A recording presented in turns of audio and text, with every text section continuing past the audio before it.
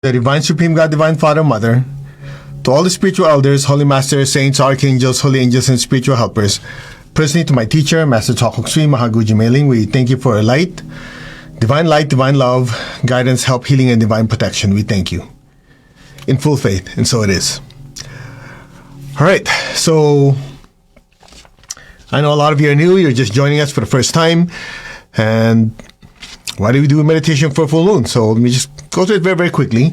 Essentially, during the full moon, there's mass amounts of spiritual energy pouring down to the earth. So everything is magnified. That's why you notice there are people who are normally calm, but during the full moon, they have a tendency to be easily agitated, right? And when you're meditating during the full moon, it's also more intense. That's why in many traditions, they always choose the full moon to do their rituals, okay? Now, a ritual, we covered this before, is basically a series of techniques creating certain types of energy in a certain syntax to generate an end result. And so during the full moon, we want to harness that energy to do several things. One, flush out a lot of negative energy that it's usually difficult to release because, it's stuck. And the second part is to use that energy to enhance and amplify the good qualities we want to cultivate. And the third reason is to use that energy to bless our projects, our goals, our aspirations, our wishes. At the same time, bless our friends, our loved ones who are in need. Just imagine you have a ginormous water hose. What are you going to do with it? So that's the idea. And the Holy Master Dual Kul, the Tibetan teacher, said, the full moon is a time of crisis or a time of opportunity, depending on which side of humanity you're at. If you're on the spiritual path, it's a time of opportunity because, as you said, there's so much energy, you can harness that energy for spiritual purposes. For the general public, who's not aware of it, it's what you call werewolf syndrome. That things that normally don't go wrong, explodes and go crazy.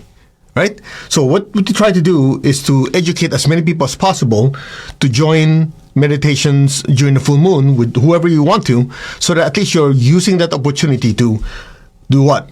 Release a lot of stuff, use that to amplify the good qualities within you, increase your spiritual connection, and to allow yourself to be an instrument to bless the world. Okay? Now, so what my teacher, Grandmaster Chokok Sui, did many years ago, he said, you're going to have these full moon meditations and other spiritual practices. You should always include a lecture.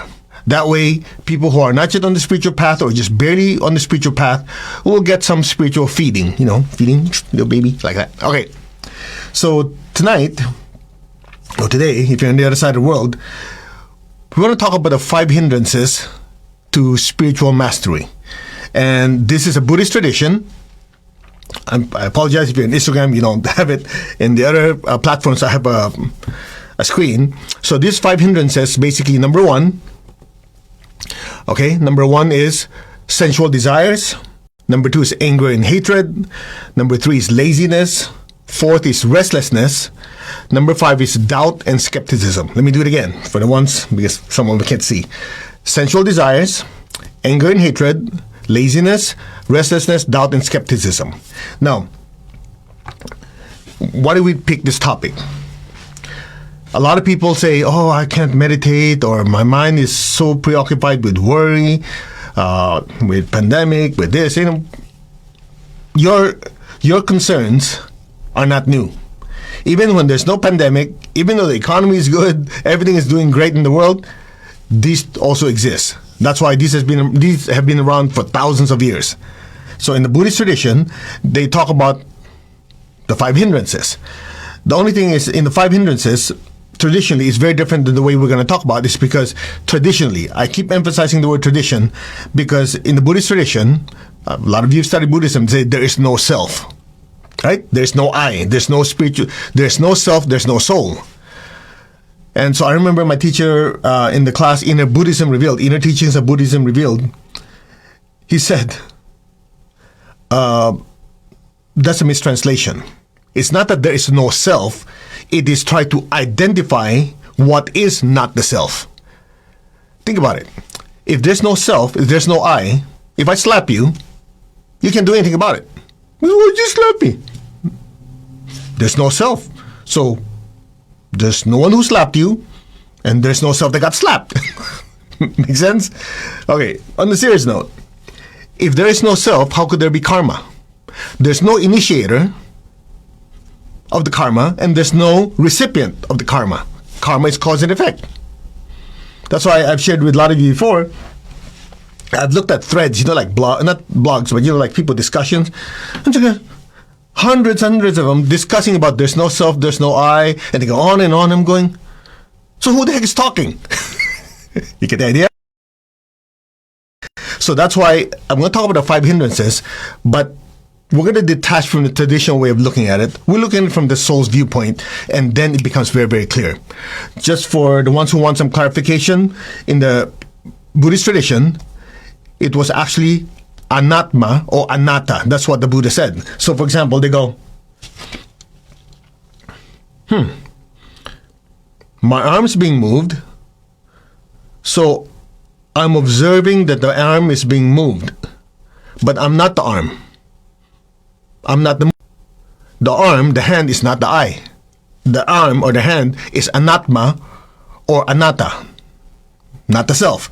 Doesn't mean no self. It's like it's saying this is not the self. Or another one is like the emotions. Oh yeah, feeling angry, you want to beat somebody up, or I'm very joyful, I'm very happy. And yet there's someone observing, okay, now you're feeling happiness, now you're feeling angry, now you're feeling this. So there's someone, some entity observing this is happening. So the observer could not be what's observed.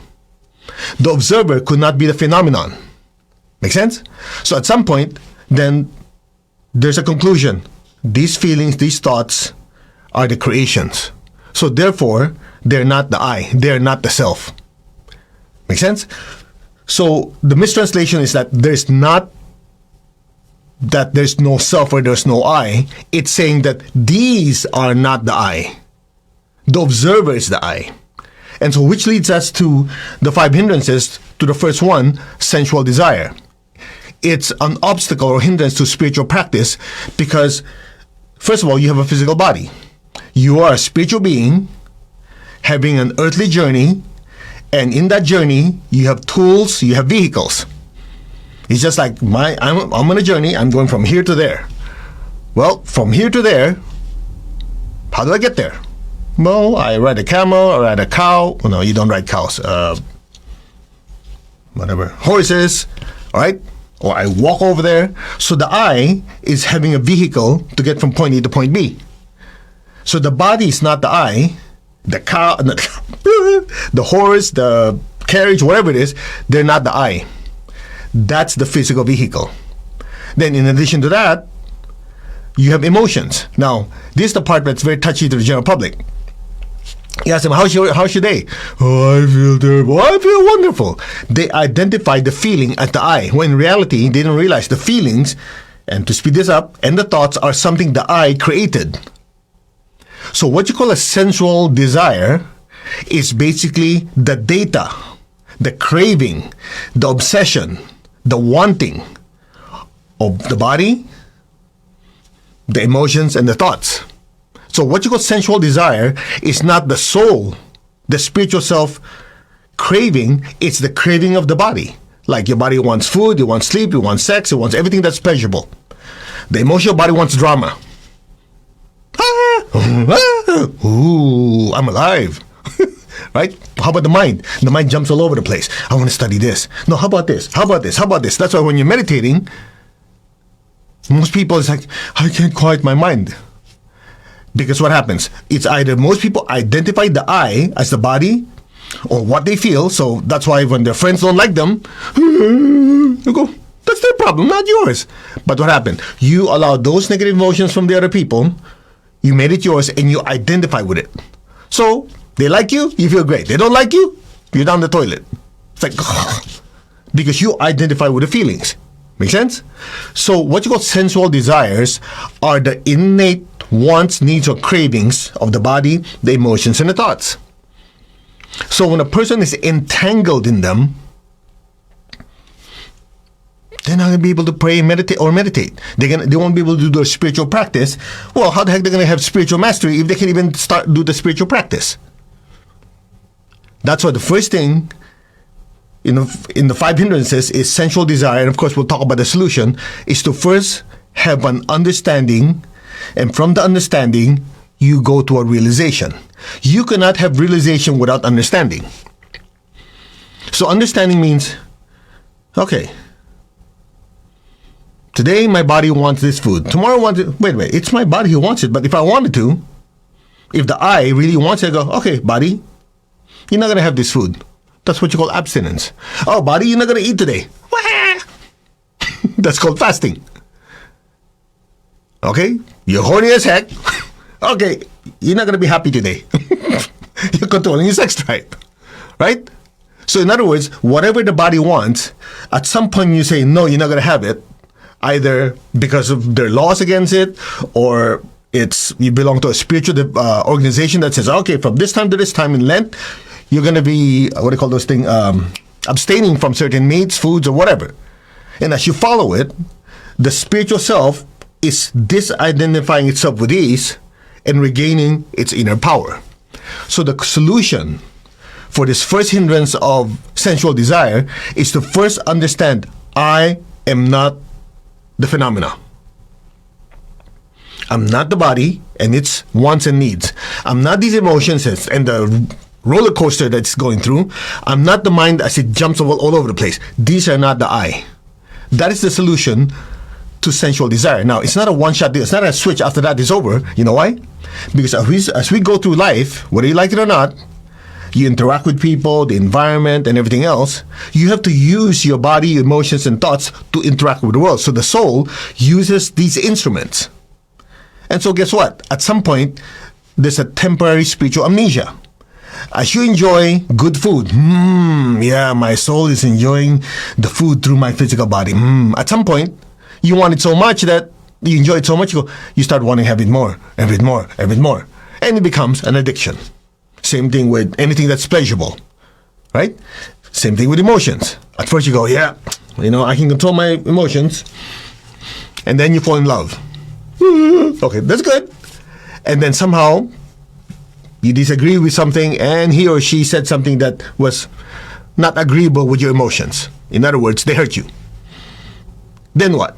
You start identifying the I, your entire existence, as that negative emotion. So your entire day is ruined. Sounds familiar? Or somebody told you something and you're so confused and it just becomes a recession. You can't get your mind off it. Guess what just happened? Then the soul got entangled with it. So the so-called sensual desire is not just sexual desire as most people think. It's actually the entanglement of the spiritual self. That's why it becomes a hindrance.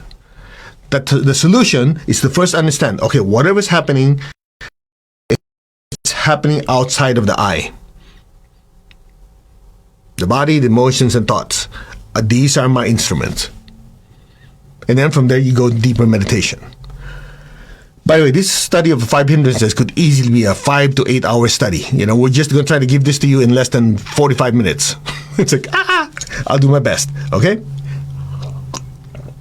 The next one is ill will, or anger and hatred, and resentment. These are hindrances to your spiritual practice.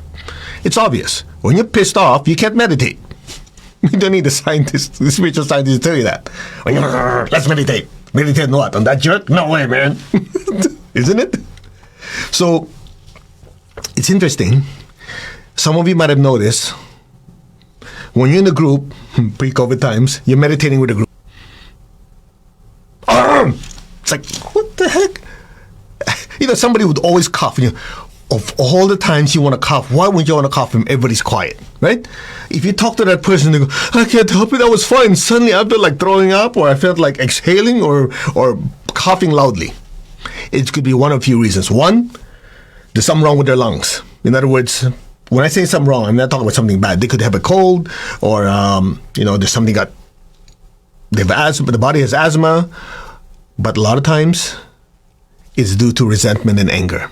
You see, your heart chakra is here. Your solar plexus is below it. Your solar plexus controls your diaphragm, right?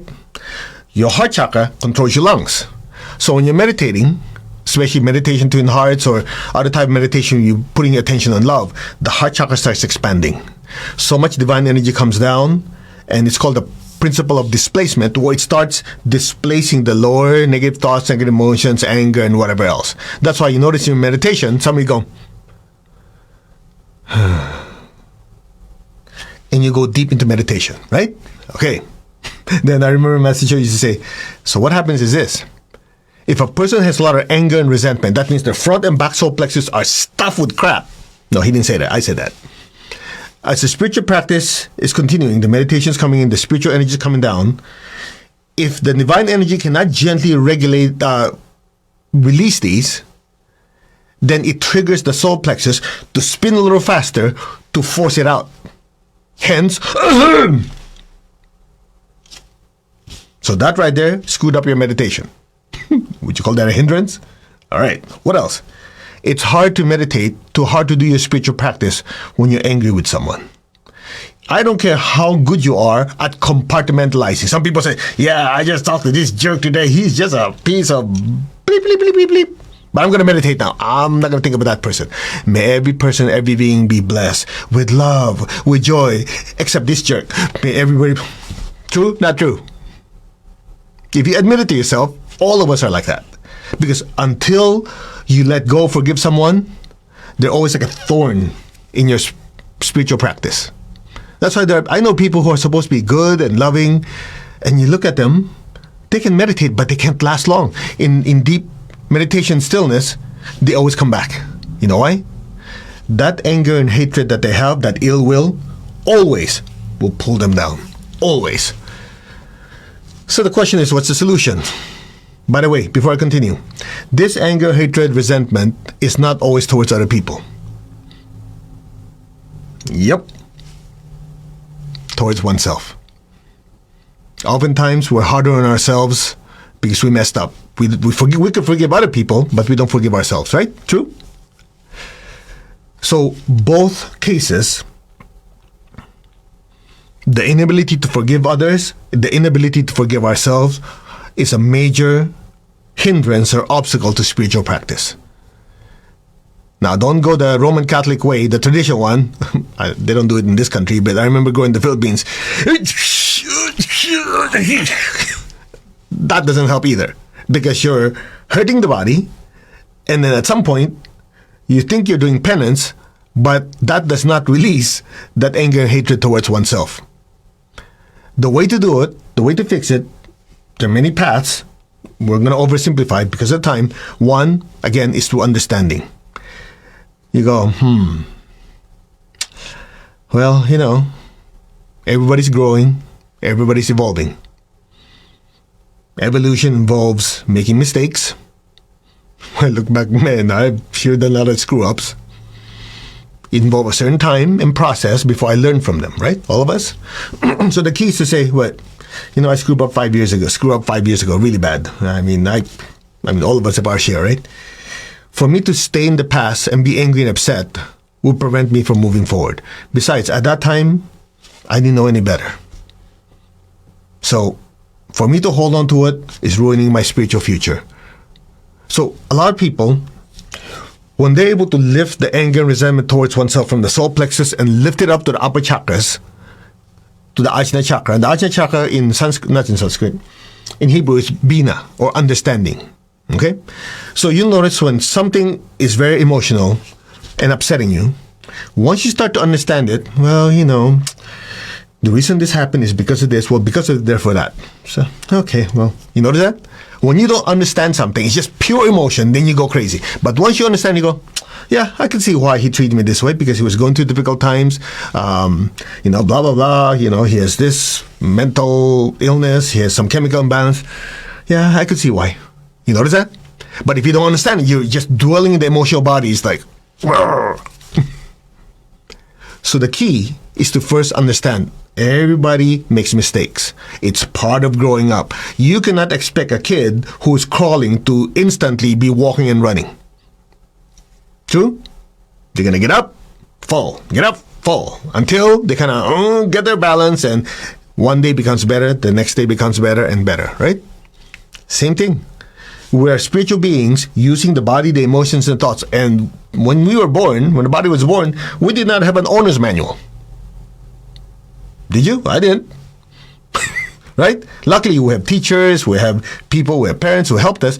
But along the way, the soul is like, sorry, you're going to see my buddy again. Right? This is the body. This is the soul. I have to learn how to manipulate this guy. You want cookie? Not at this time. I'm talking. Don't bother me. Get the idea? So the soul is still learning to control the body, the emotions, and the thoughts. So, of course, in the process, we're going to make mistakes. So, through that understanding, we're able to say, I didn't know any better. If I knew then what I know now, I would have done it. Exactly the point. So, you notice, as we keep talking about this, you start understanding, yeah, true. You start to realize, yeah, that's true. I think I should let that go. Now, did I say, feel that feeling go out of you? No, I just let you understand it. That's why when the intellect is able to take over the lower emotion, not just emotion, because some go, yeah, because, the mind and the heart. Anyway, let's not talk about that. I'm talking about understanding, bigger picture. When that is able to understand what's going on, emotionally, it calms down. That's step one. Step two is realize, okay, I've learned the lesson. I'm going to do better next time. And I'll practice more awareness. When similar situations come up, I'll be more vigilant and not make that mistake again. That's for yourself. For other people, a lot of you have learned about forgiveness technique that was taught to me by my teacher. I think it's still online, where I can't do it now because of time. But that forgiveness technique is, first, you realize that if I can make mistakes, so can the other person. Come on, you guys. We don't have a VIP pass that only we can screw up and learn from it. Nobody else can. So if you just understand everyone is a spiritual being having an earthly experience, and that earthly experience means we're going to mess up, they're going to mess up, that alone, you're lifting it from the emotions to the thoughts to a higher perspective. Say, that's a soul, I am the soul. And then you go through the process, doing meditation, blessing them with love, and so on. Okay, that's part of the forgiveness technique. So at some point, you start to realize, yeah, everybody messes up. And not to mention, if I don't forgive this person, number one, okay, and this is going to sound harsh, you do realize that most of the people you're angry with don't know and don't care. You're the only one rotting. True? Somebody insulted you, oh man, that jerk, you're like rotting, and that person going about their business. So, if you think about it, why should you continue suffering when they don't care? Right? Think about it. Yeah, but you don't understand. They said it to me, they did it to me. Okay, and you're rotting in misery, and that person's going about their business. So what are you trying to convince me about? Well, exactly the point. It's because you're stuck in the emotional mud. That's why you don't have inner peace. So if you don't forgive, then you're going to keep swimming in the mud. Forgiveness is not for that guy. It's for you. What do you think? You're doing the guy a favor? Okay, I forgive that person now. So he's lucky I forgive him. You get the idea? You're not forgiving for their sake. You're forgiving for your sake. Now, the way my teacher explained it is like this: forgiveness alone is not enough. Because if you forgive them and they haven't learned the lesson and they hurt you again, then it's a never-ending issue, right? That's why the way my teacher explained something like this. Message I said, it's not enough that you forgive. You have to bless them with love, with peace. Here's another one. Here's a critical one. Bless them with spiritual development. A lot of these people that we're pissed off with are spiritual infants, babies in adult bodies. So, if you don't bless them, wish them well that they evolve, they're always going to be a pain in the you-know-where. As long as they don't evolve, they're a problem. As long as you have a kid that stays a kid, they'll always act like a child.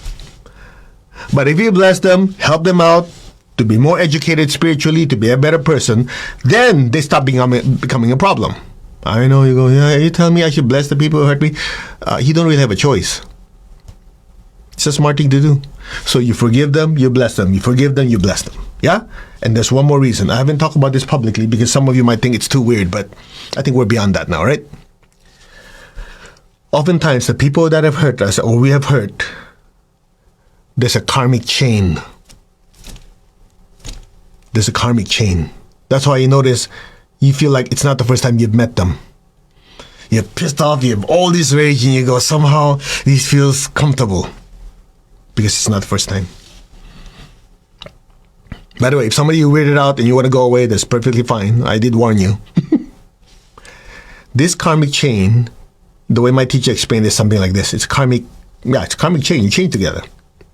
The way my teacher explained it, he says, when two souls vow eternal hatred to each other, they are chained, the two souls are chained together lifetime after lifetime until one or both forgive that releases them. So, the question is, how many more times you want to meet this jerk? I mean, this guy. Well, I don't want to see him again. Well, you better forgive. Are you telling me that if I forgive this person, really forgive them, that's how I release? Yeah. But until you forgive them, you'll see them again. This time might be a business partner. Next time could be your brother. Next time could be your husband, your wife. It gets closer and closer until someone says, enough. So, the way my teacher explained it is like this. If somebody angers you, forgive them so you don't have to see them again. I go, I can live with that. Clear? So think about it. Now, one of the things you have to remember is something like this. It all starts with anger. If you don't forgive, it degenerates into hatred. If you don't forgive, it degenerates into vindictiveness. You want to get even. And then from there, it moves down to, it degenerates to maliciousness. And from there, it degenerates to ruthlessness. Think about it. It all starts with anger. If you don't forgive, then it becomes hatred. Like, I just don't like this guy no matter what they do. And from there, you say, I gotta get even. And then from there, guess what? You start thinking of bad things and justifying it. In the end, all rules go out the window. Sounds familiar? So if you don't remove it at the root, good luck. That's why it's one of the major hindrances to spiritual development. Learn to forgive, learn to let go, let matters pass. Pass, P-A-S-S. You don't believe me? We'll talk again in a few more lifetimes. You will know that what my teacher said is right. Okay? Next one is laziness. Okay, let me just show that again. So one is sensual desire. Second one is anger and hatred. The third one is laziness. Now, when we talk about, we're not just talking about being a lazy ass. Okay? You go, I can't believe you talk about spirituality, you talk about ass. Well, if you look at King James Version, the Lord Jesus rode on an ass to Jerusalem. It's just basically a donkey. So, get off your donkey. All right. Anyway. When you say laziness, in the Buddhist tradition, it's talk about the context of heaviness, inability to move. It's just like, yeah, I want to spiritually evolve, but, I can't seem to move. And you don't feel like meditating, you don't feel like joining a spiritual group, you don't feel like reading your Bible, you don't feel like reading the Quran, you don't feel like doing anything. You just want to plunk down like a I don't know, a hippo, a cow, or whatever it is that just sits there and be useless. True? All of us have been there. Some people call it depression. It's basically inertia. A thing or an object that is not in motion will not move until an equal opposing force moves it. Inaction. That's a spiritual hindrance? Yes. Because even to do meditation, you have to do something. Make sense? That's why you can divide it into the laziness of the body, the emotions, the mind, and the soul. Now, as far as the body is concerned, that's the easiest one. Oh, really? Yeah. Move your ass. Get up and exercise. But I'm a spiritual person. Hello, the spiritual person is using the body to get from point A to point B. And without action, without movement, guess what? Your physiology affects your emotions, your thoughts, and your mind. True? That's why a lot of you came from Tony Robbins' event. What happens? You can't say, right? In fact, I remember in many of the events, the physical events, anytime they're sharing, like, okay, what did you experience with that technique? He does not let them share with them sitting down and go, everybody get up. Because otherwise, people sit there, yeah, man, I feel that. It's cool, man. And you look at them, have you had a breakthrough? Not yet, man. You lazy ass. Of course you're not going to get breakthrough. Your physical body is stuck to your chair. Movement. Come on. Now, it doesn't have to be that crazy, but if there is no movement, the body, the emotions, and the thoughts are all slowing down. So the soul is like pushing against a big boulder. Get up, walk, exercise, ride your bike, whatever. Movement. That's why you notice every time we do meditation, what do we say? Do your physical exercises first. The physical exercises get your energy flowing, releases some of the blockages. So when you do intense meditation, the energy can flow unimpeded. True? Another form of movement of the body is service. Go help somebody in need. Yeah, I'm visualizing it. Okay, after you visualize, get off your ass and do something. Oh, I'm visualizing these hungry people and now have food. It's not going to miraculously somebody do something. Giving money to charity. Action. By the way, for some of you who've taken pranic healing, it's a reminder. Your basic chakra at the base of your spine, interestingly in your butt, is the chakra of action. And when that chakra is small, the person doesn't feel like doing anything, their productivity is almost zero, and they're financially suffering.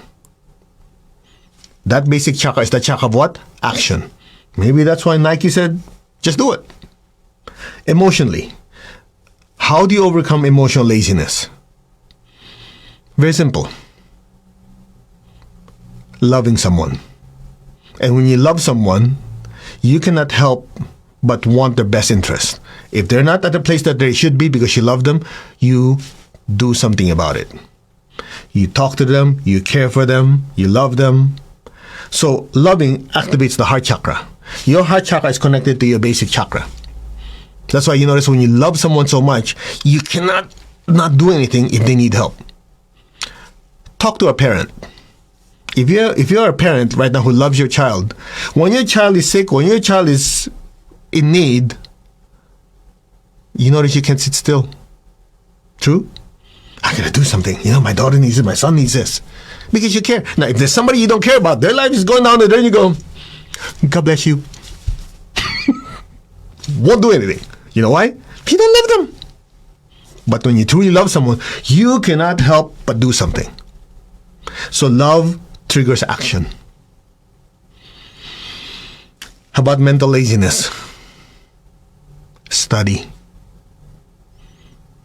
Well, everything comes to me intuitively. You know what I have to say to that one, right? I'll be as gentle as I can. Intuition has to be balanced and accompanied by the intellect. Because you have this massive download of information from the higher worlds. If your brain is not sufficiently developed, you have no clue what the heck it says.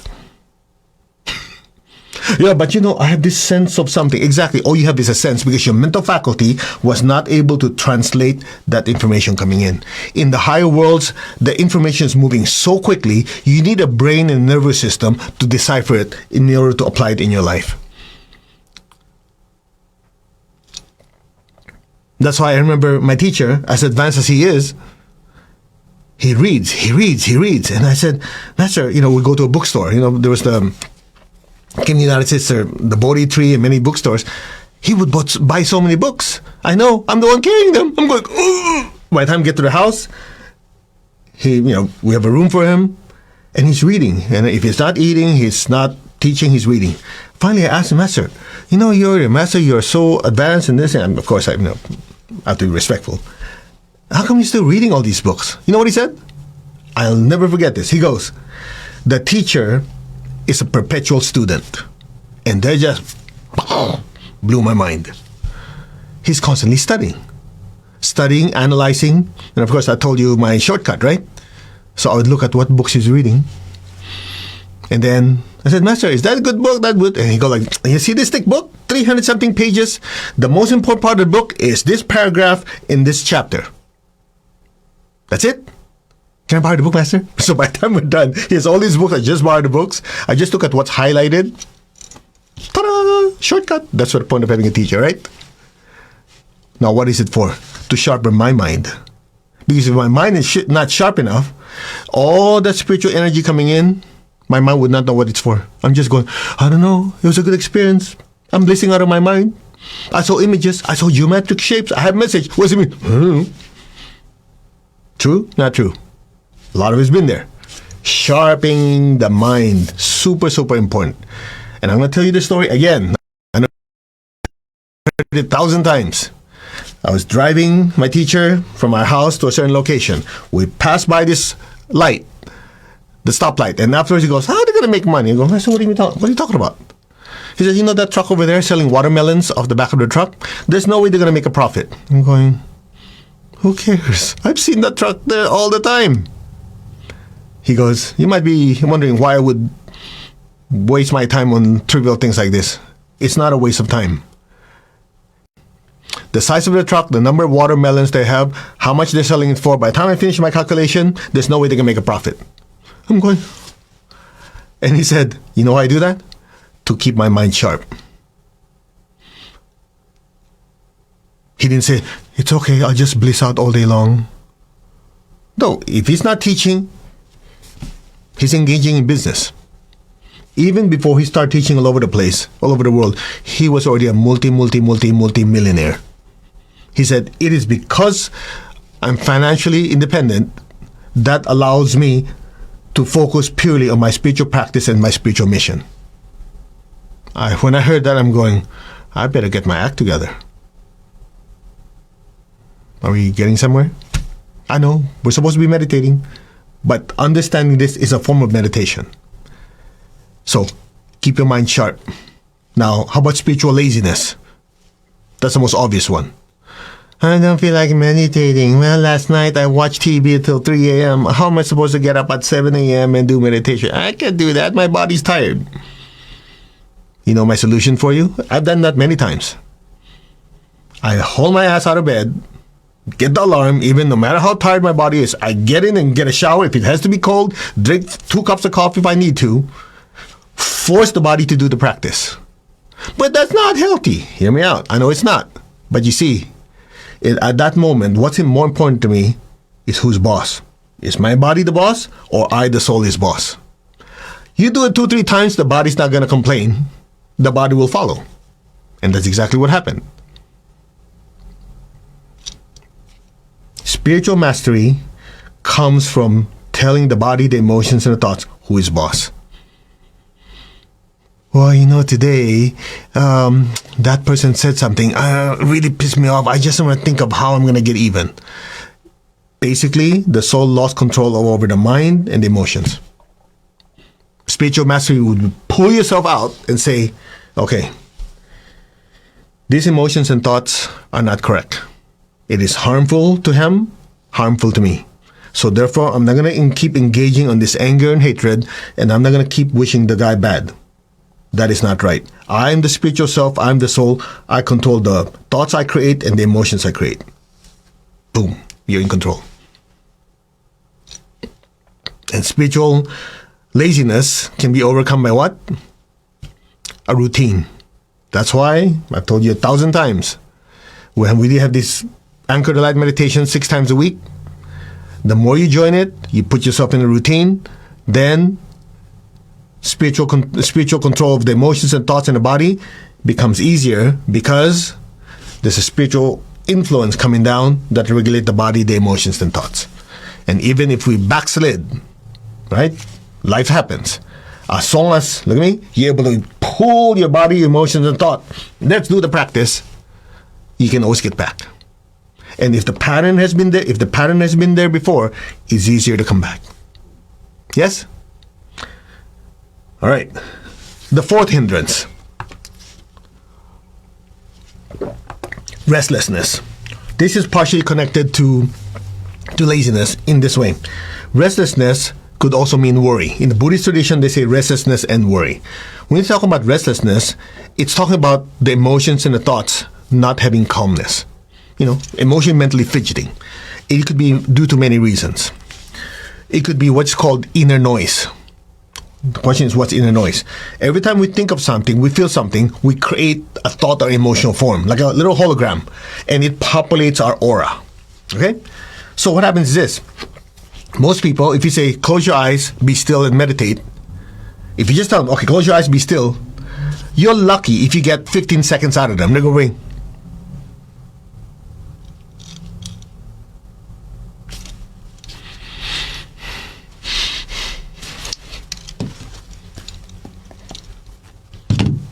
true?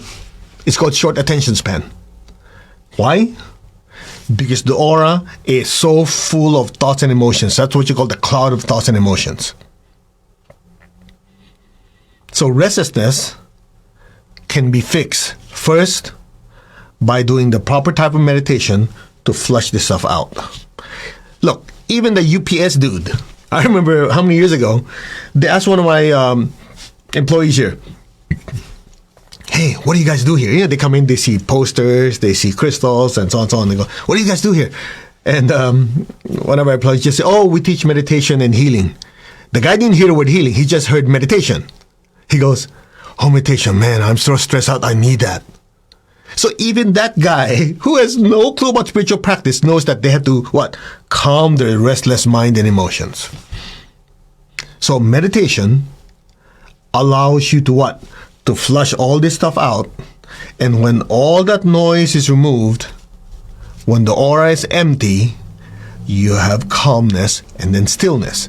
The mistake most people make is, let me put something into the aura so I have stillness and calmness. Nope. You do not experience stillness and calmness by putting stuff in. Stillness and calmness is a byproduct of emptying out the aura. So that when you're not using your will, you're just kind of chilling, there's nothing there to trigger you. While most people, the reason they cannot have stillness or calmness is because the minute they become passive, all these thoughts and emotions they created to the months and years swarm the awareness. Now they're thinking of dinner. Now they're thinking, right? But when you empty it out to proper practice,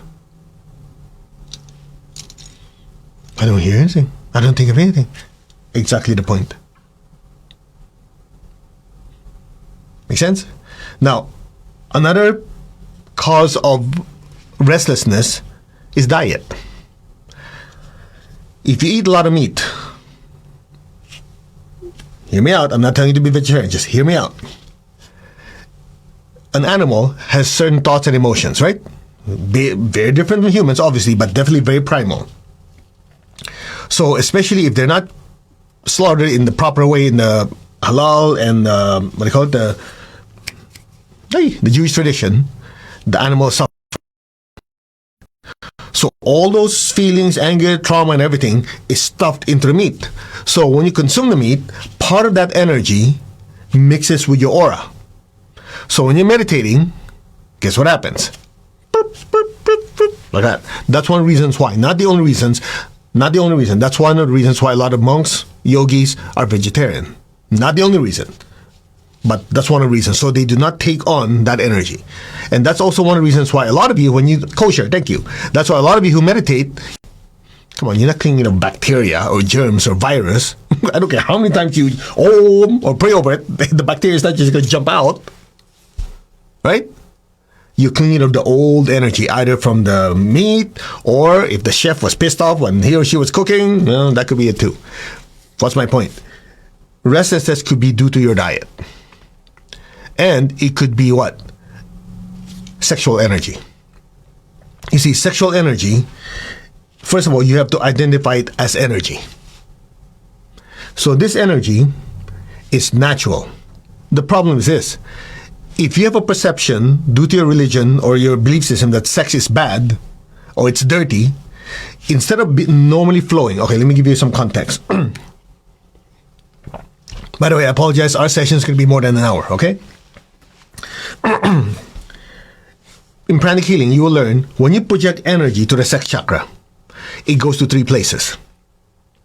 Number 1, part of it goes down the legs. It energizes the legs.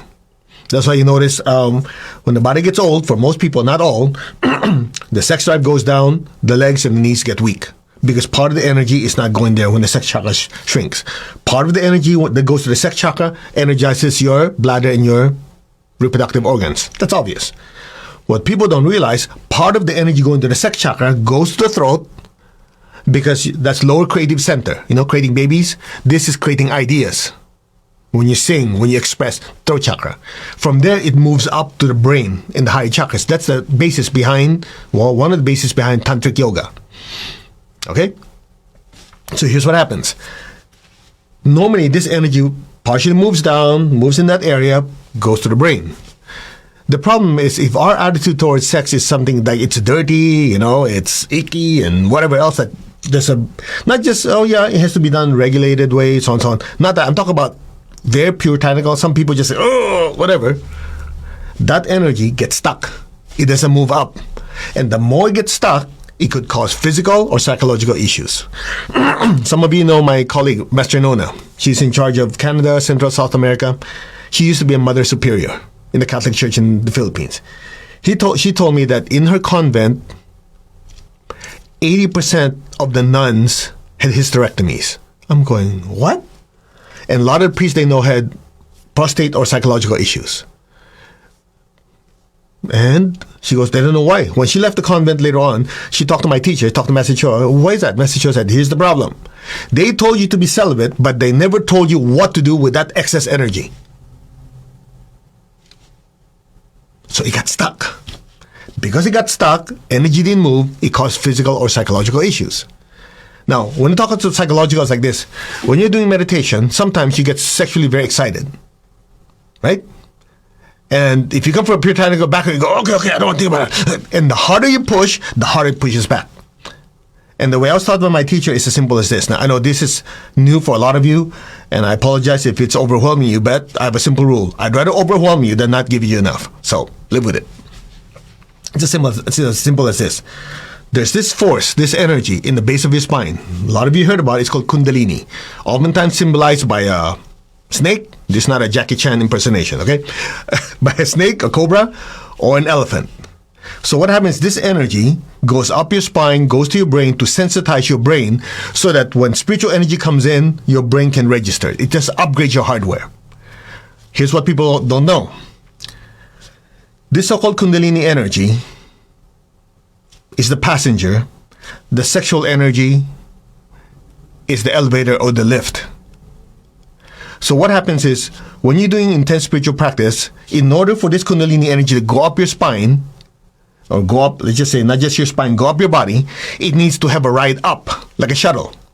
So nature provides that the sexual energy will increase proportionally so your Kundalini energy can ride up. The problem is, if you suppress and say, that's dirty, that's bad, and all that stuff, then the Kundalini doesn't have a ride. So it gets stuck in the lower chakras, brewing, and so when you're meditating, you're restless. The key is to understand, okay, this energy is natural, it'll move up on its own. Make sense? So those are the causes of restlessness and how to fix it. And the last one is doubt and skepticism. So let's have a review before we talk about it. 5 hindrances to spiritual practice and mastery. 1 is sensual desire. Number 2 is anger and hatred. 3, laziness. 4 is restlessness. 5th one is doubt and skepticism. So this doubt and skepticism comes in many forms, especially if you're by yourself. I'm doing my meditation. If you're not sensitive, I don't know, my mind's quiet, but I'm not seeing any lights. I'm not hearing angels sing. I'm not feeling the tingles. You know, you're very, let's just say not so sensitive, like me, when I first started. So nothing, no experiences, right? So what happens? You start to doubt yourself. Is anything really happening? Me sitting there for 10, 15 minutes, my mind's quiet, but I'm not getting anything out of it, am I? What else? You're doing meditation, and then when you're done, you go, well, I'm supposed to be more intuitive. How come it's not working yet? In other words, you keep looking for some benchmark or some result. And if you don't get it right away, or you're not that sensitive, you start having self-doubt. You start saying, I don't know, maybe I should change religion. Maybe I should change my practice. Maybe this, maybe that. That doubt and skepticism is what usually prevents you from advancing. Anybody's been there? Or it could be the opposite. You do the meditation, spiritual practice, you see stuff you don't understand. You see stuff that's scary. Or you start seeing something and it's end up happening, it was not pleasant. You go, so what happens? You start having self-doubt, you start being skeptical of your practice, and you said, instead of doing this, let me just back off my practice instead. All of us been there, right? So the question is, how do you fix it? It's something like this. In Buddhism, they have this called the 3 baskets, the 3 jewels, the 3 something, okay? Different monks call it different things, but these 3 somethings is the Buddha, the Dharma, the Sangha.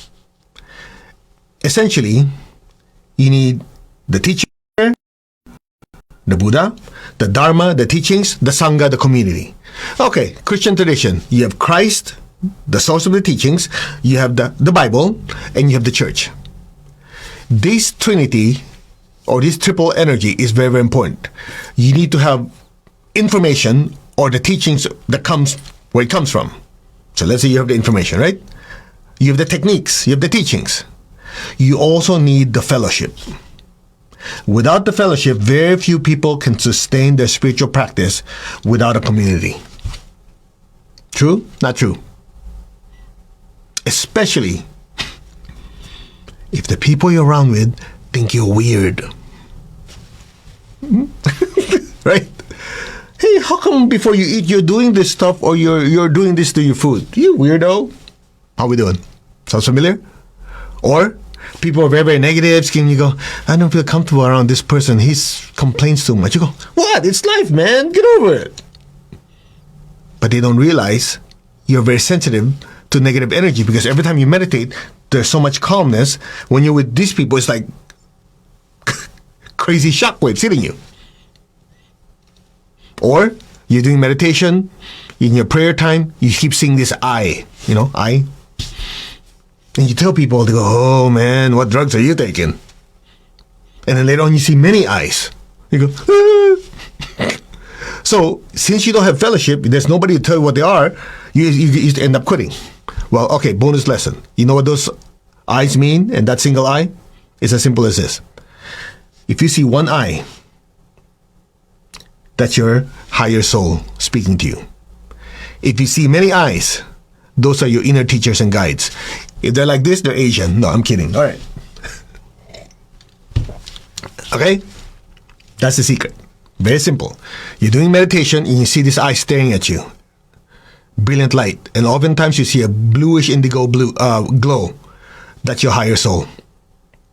If you see many eyes, sometimes here, sometimes here, sometimes here, those are your teachers and guides. Sometimes you see feet. Feet floating. Like, what the? Those are higher teachers. Anyway, you learn this when you attend our classes on inner Hinduism, Revealed, and other spiritual classes. Because what happens is, if you look at a person's aura, it's brightest on the top and dimmest at the bottom. So when you have a great spiritual teacher visit you, their aura is so bright, the dimmest part of them is the only one that's semi-viewable to our limited perception of energy. So you see feet. Are you learning anything? The key is understanding. All right. So that said, those are the 5 hindrances to spiritual practice. And all we did was give an outline. Each one of them could easily be a 2-hour class. Easily. Because by the time we tell you what it is, we'll talk about the different types of that hindrances, how it affects your life, what is the solution, and how to apply it. Easily. That could be a full day. So if any of you are interested, let me know. We can always have an online course on it just to educate you on it, because this is really a deep teaching. Anyway, let's meditate. Why don't you get up and shake around a little bit? I know you've been sitting for a whole hour listening to me yak, yak, yak. I hope you learned something. Okay, let's meditate. Just get up and shake. Shake. You know. I don't have any music for you, do I? Nah. All right. You guys ready? Okay, sorry for the extended time. Luckily, Instagram doesn't shut you down after an hour, so we're still good. Okay, ready? Let's meditate. To the Divine Supreme God, Divine Father, Mother, to all the spiritual elders, holy masters, saints, archangels, holy angels, and spiritual helpers. Personally, to my beloved teacher, Master Chokok Sui, Mahaguji Mailing, all the great ones, holy masters, saints of all traditions, archangels, holy angels, spiritual helpers, thank you for your immense blessings. To my higher soul, to my divine spark, thank you for your cooperation and love. Thank you. All right, you guys ready? Okay, put your hand like this. Gently tap your crown. Put your attention in your crown. I am that. I'm not the body. I'm not the emotions. I'm not the thoughts. I am the soul. I am a spiritual being of divine intelligence to regulate my mind. I am a spiritual being of divine love to regulate my emotions. I am a spiritual being of divine power to regulate the movements of my body. I am that. The mover of the body, the feeler of the feelings, and the thinker of the thoughts. I am the true self. I am the soul. Be still.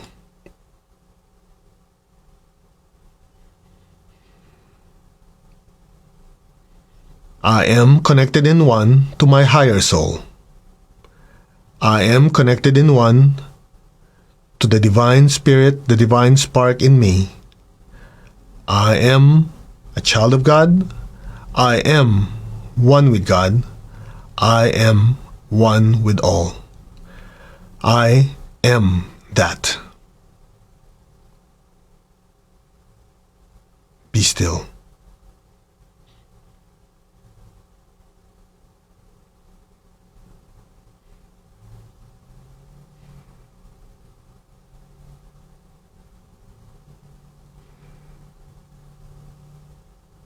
We are one.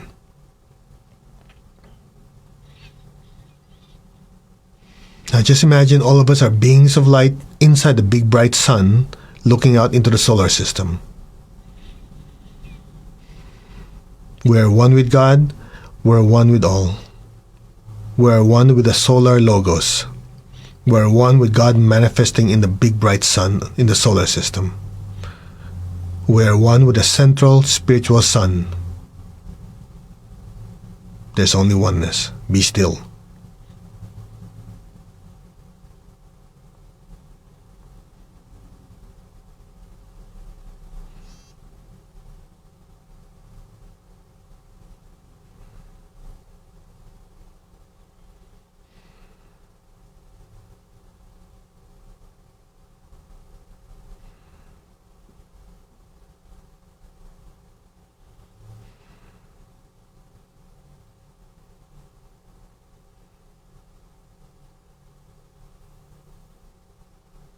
Now open your hands in blessing.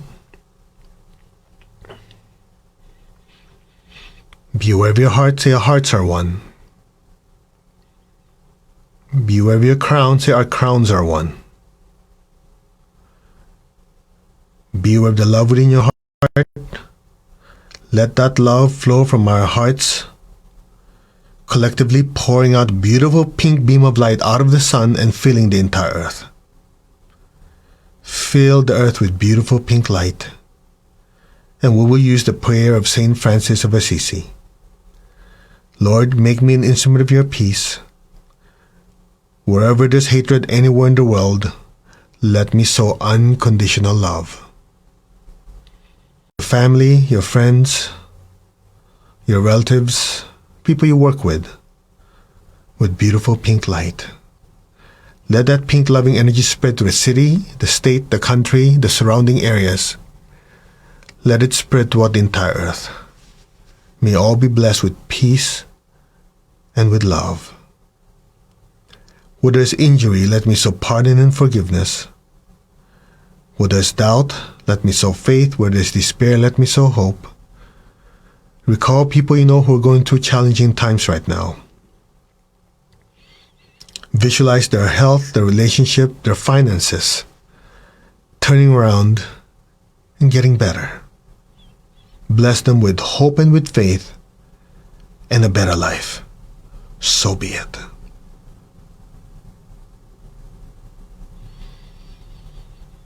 Where there's darkness, let me sow light. And where there's sadness, let me sow joy. Just say our hearts are one. May every person, every being on earth, without exception, be blessed with peace, with love, with a spirit of forgiveness, with hope and with faith, with light and lots of joy. So be it.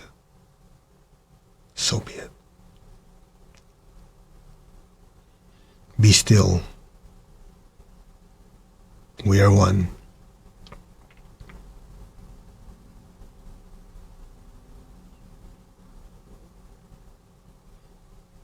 Now gently be aware of your heart. Take a deep breath. Be aware of your crown. Exhale. Again, be aware of the love within your heart. Take a deep breath. Be aware of your crown. Exhale.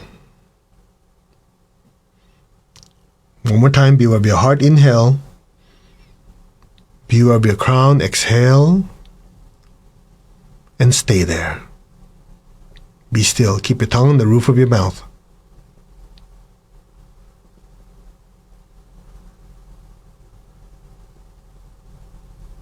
Be aware of your crown. Be aware of the beautiful golden light pouring from your crown through your hands to the earth. From the heart of God, may every person, every being on earth be blessed with love and kindness.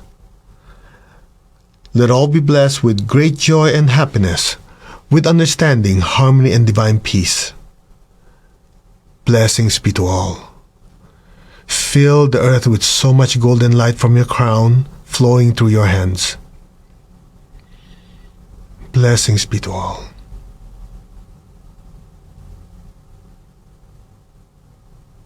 Bless your family, your relatives and friends, the people you work with beautiful golden light. Let that golden light just keep spreading everywhere.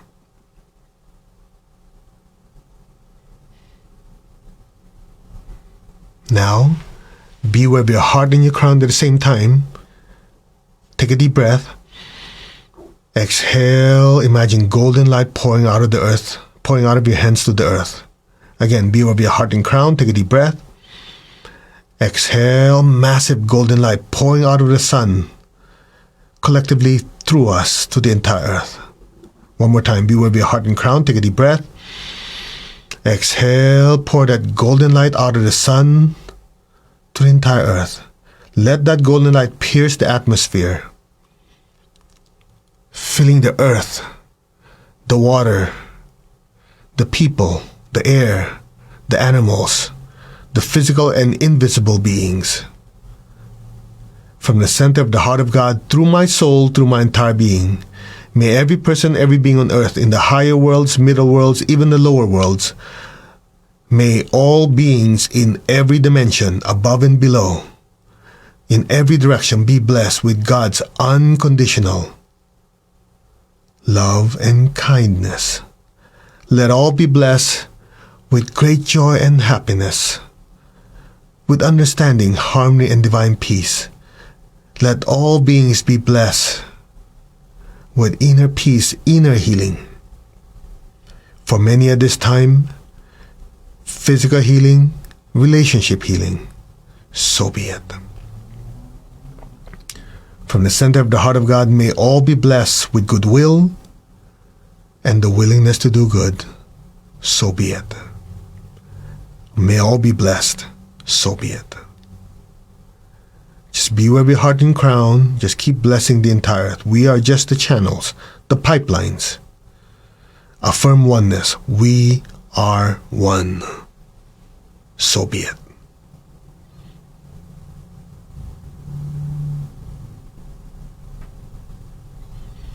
Now lower your hands on your lap.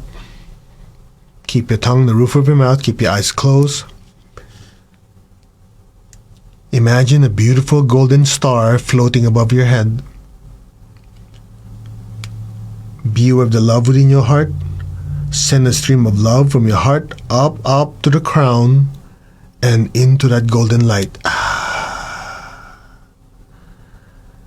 Again, gently, be aware of your heart. Feel the love from your heart gently float up to your throat, to the center of your head, past your head, and into that golden star. Now. And stay there. Be still.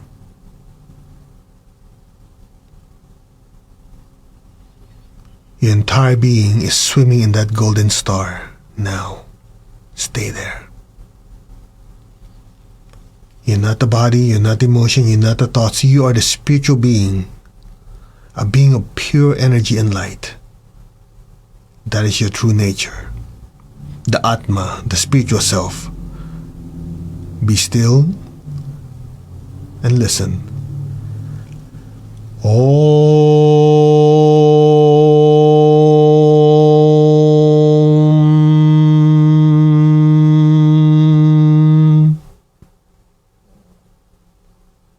Allow your awareness to just drift into that space before the next Om. Just stay there. Om.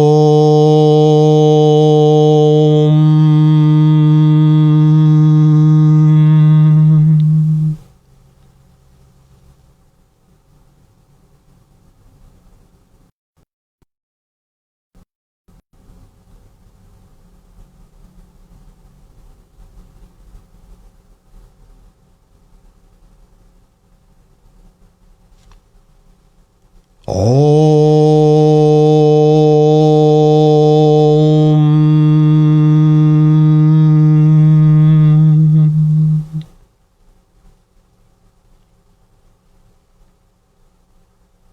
You, the soul, are immersed in an ocean of brilliant light. Go. You are that light.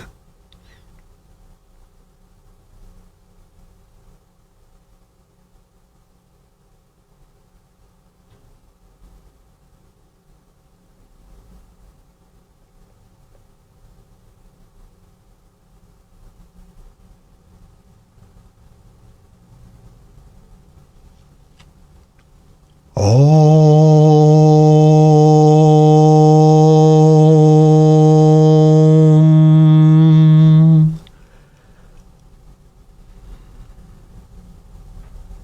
Let go. Just let things be now. Let go. Meditate on the inner peace and inner stillness, and the pure nothingness. Now. We are one.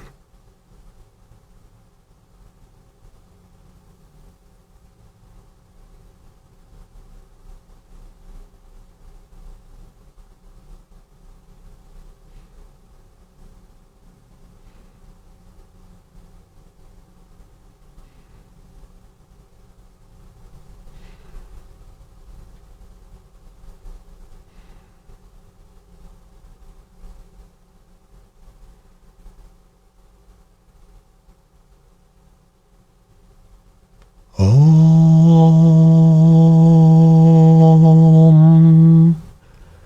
Om.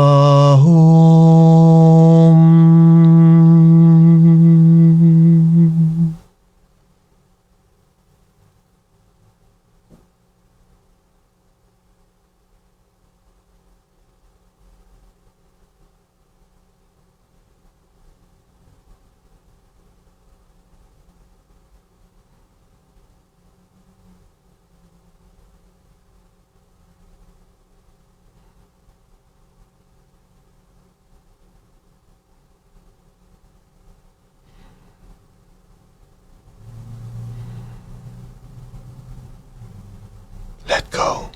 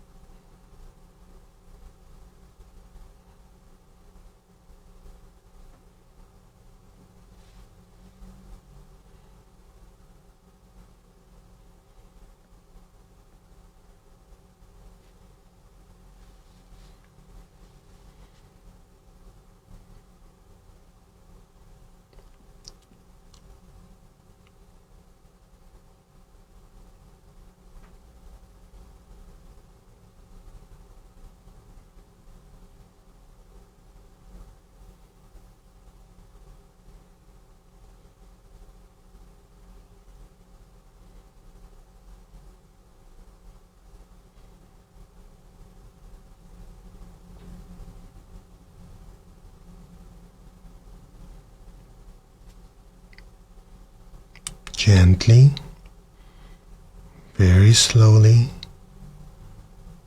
come back to your body. Very gently move your fingers, move your toes. Very gently, slowly raise your hands in blessing. First, visualize the people you love in your life in front of you. Fill them with beautiful golden light. May all of them be blessed with good health, with happiness, with prosperity and abundance, and spirituality. So be it. Fill them with beautiful golden light. Lots of love, peace, spiritual light. So be it. So it is. Now be aware of your feet, the base of your spine, and your hands. Project golden light down into the earth. And repeat after me. Let our beloved Mother Earth be blessed with divine light, divine love, divine power. Let our beloved Mother Earth be healed, regenerated, and revitalized. Blessings be to Mother Earth. So be it. So be it. And so it is. Okay, open your eyes. You like the special sauce? We cracked it up a little bit. Now, go ahead and pull out your goals, your aspirations, better job, better relationship, better health, whatever your wishes are. Okay? We do this during the full moon with so much spiritual energy. We're going to aim that hose at your projects, make it more successful. So have it in front of you. Now, if you're just joining us, you didn't write it down yet, you didn't hear about it, you just got dragged in by someone to do this meditation, what I want you to do is just kind of picture in front of you what you want, like a wish list, basically. Okay? And then we're going to do something to it to just kind of help you understand how energy works. Okay? It could be anything. It could be your better health. You're going through a certain challenge with your health or your job, your relationship, money, whatever it is. I want you to picture the end result. What do you want? Okay? Now, you do a simple experiment. Rub your hands together. Press the center of your palms. Just picture that in front of you. Or if you have the paper there, raise your hand like this. Just kind of slowly come in. Say manifestation energy. Everything's energy, right? But you want to feel it. See if you can feel something. Say manifestation energy. Some of you going, yeah, I feel it. Here's somebody going, where is it? Okay, just stay detached and just kind of go purely by feeling. Close your eyes and then say manifestation energy. Once you feel something, stop. Open your eyes. Remember where it is. So that's your baseline. You guys ready? Okay. Put your hand like this. Just say we are one. Say we are one. Okay. Aim your hands like that. Project golden light at your project. Your paper that you wrote down or the image that you visualize. Now fill it with golden light. Lots of golden light. Visualize it manifesting the way you want. According to the divine order, of course. Keep going. Smile. Picture it manifesting. Smile. Be happy. Let this materialize, manifest in divine order. So be it. Come on. Light. Keep going. Some of you might feel it's like almost draining your hands. Just fill it with golden light. Smile, be happy, be grateful. Gratitude generates massive amounts of manifesting energy. Go. Be grateful it happened already. Be grateful it manifested for you. According to the divine will, divine order. So be it. Keep going. Say, so be it. With God's blessing, so be it. Okay. Go like this. Simple, right? Now let's try again. Put your hand up like this. Now bring in, close your eye. Well, not yet. So you see what I'm doing. You're going to do the same thing and see if you notice anything different in the sensation of the energy. Ready? Say manifestation energy. Now slowly come in. Anybody notice like packed with energy? That's the idea. Everything in the world, everything in existence is energy. Just different frequencies. So when a part of our life is not doing so well or not well enough, it lacks this energy, this invisible something. So what we do during meditation, especially the full moon, you have so much spiritual energy, you bless the earth, you generate so much good karma, lots of energy, and you can pour that excess energy into it. Now, the question is, can we do something else? Well, it's like going to a Chinese restaurant. You notice you go to Chinatown, you have all these Chinese restaurants, one after the other, go, how the heck do they make money? Each one will tell you, because we have a secret sauce. Well, guess what? You come to our events, we also have secret sauce. So let's try something, shall we? Just have it in front of you. You don't have to do anything. Just open your palm like that. Just be receptive. You don't have to do anything. May all your wishes and aspirations be blessed by God and all the high beings with success, with abundance, with prosperity, and proper manifestation. So be it.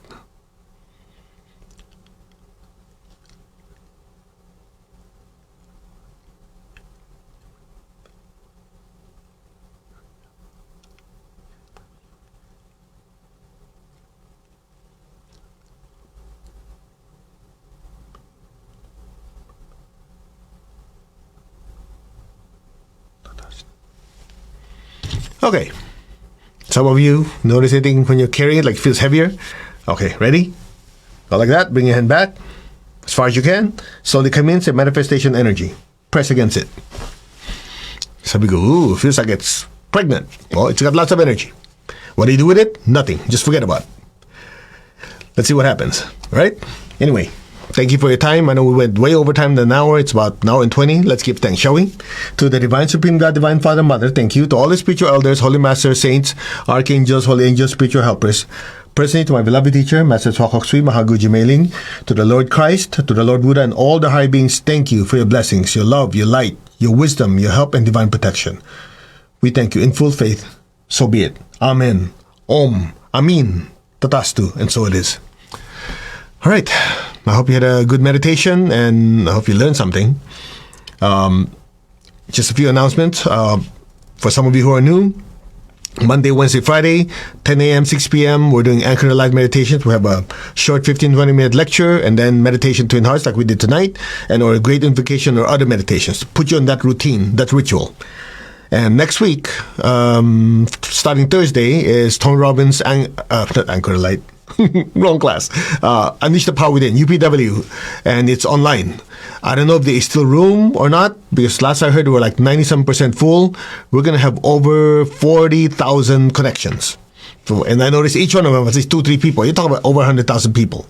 And on Sunday, we're going to do Meditation Twin Hearts all together. That's a lot. And so if you join us, he's an excellent teacher. He teaches you things how to control your emotions, your thoughts, and channel it towards massive success. So if you haven't signed up, go to TonyRobbins.com, I think. And if there's still room, sign up. Okay? It's a 4-day event. Powerful, powerful. Cannot recommend it enough. And Joseph McClendon, my good friend, he's there also, and he gets your ass moving.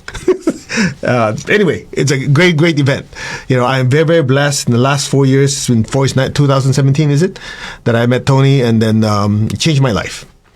You know, I have the spiritual aspect, and he has that part of it that is the material aspect, which my teacher is always kicking my butt, say, produce results. Well, when I met him, guess what? I was able to incorporate it in my life, and it's helped me and helped thousands of you. So, I think that's it. Some of you who want to know more, go to mastercode.org. We have several events going on. We have Prosperity Zen, to how to improve your prosperity consciousness by purging out the negative thoughts, negative emotions, and, you know, imprinting positive ones. We have the deep emotional healing that's still there till next week. What's today? Yeah, the 28th. Yeah, after that, we're closing it. And yeah, we have a lot of events coming up. So namaste, everyone. You all take care. We wish you much happiness, joy. Have a good life. And we're always here to serve you. Namaste. God bless. See you soon. Take care.